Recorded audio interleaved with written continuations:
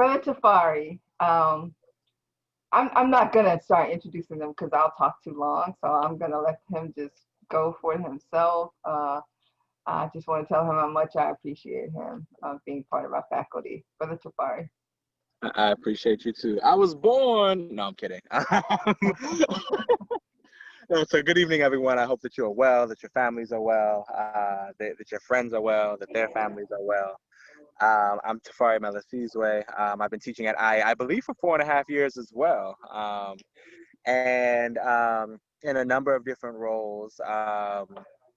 This year, I am teaching a class that I taught last year that I'm really excited about called Social Studies Meets Social Justice, also known as Living the Grounding. And what this class is, the brainchild of this class is I'm 30 years old. I've co-directed a few nonprofit organizations, all that kind of jazz.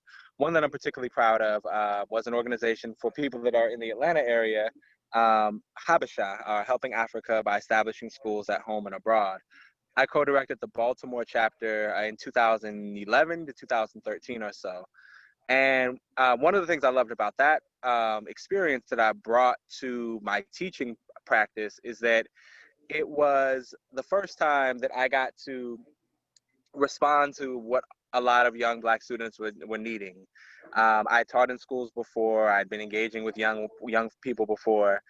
But it was really dope to get the opportunity to just like go off script and dive into the things that are usually reserved for like the fringes of learning, the fringes of discourse.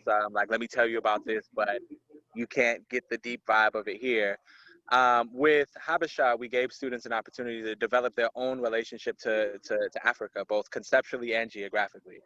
And so beyond just saying, oh, it's not what the Western world says, it's like, no, beyond that, and in addition to that, there are contemporary peoples, contemporary cultures, historical peoples, historical cultures that we can connect to, that are ours, that we can link with.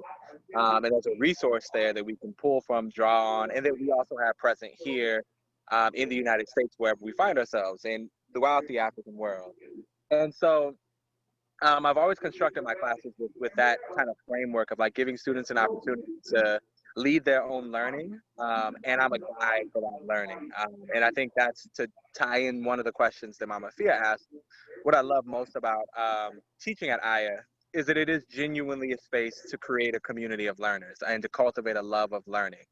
Our students are our students. You all know your children, and we're into everything, and that's completely fine. And at Aya, as Mama Evelyn alluded to, like there are high expectations, and there's a lot of support.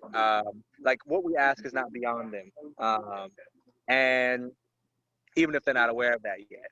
And so we lovingly invite them into their growth. And I think with my class, Social Studies Meets Social Justice, like I give my students an opportunity to develop a personal and intellectual relationship with common topics that we talk about, be it Pan-Africanism, Black nationalism, environmental studies, anti-capitalist work, so on and so forth. We dive into history based on their interest, based on some fundamental texts that I want to share with them, and then also give them the opportunity to engage the real world. And so I would invite parents who are interested in Aya to write down these three names.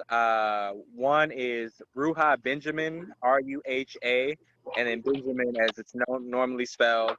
Um, Sheun Kuti, I'll put these in the text chat as well. SeunKuti, and Amari Rebel, AmariRebe. And these are three folks, among others, that occasionally throughout the semester, both semesters, I bring people who are out in the world. Amari Rebel, Mama Fia, people who are out in the real world, doing organizing work, doing Pan-African grassroots work, professors, doctors, grassroots organizers, what have you, and give them the chance, students to just interface with them one-on-one based on subject matter that they're talking about. And I invite you to check out those three people so that you can see like the quality of the love that those people have for our people. And that's what I bring into the classroom and try to create a space where the students have an appetite for our history, for our culture, and for our people. And yeah, no, I love teaching at Aya. Previously, I love teaching at Aya so much. I've taught like 4 different subject matters. I'm a photographer, so I've also taught a class called Light Riders, picking up with where Baba Wekesa has led that class for a long while.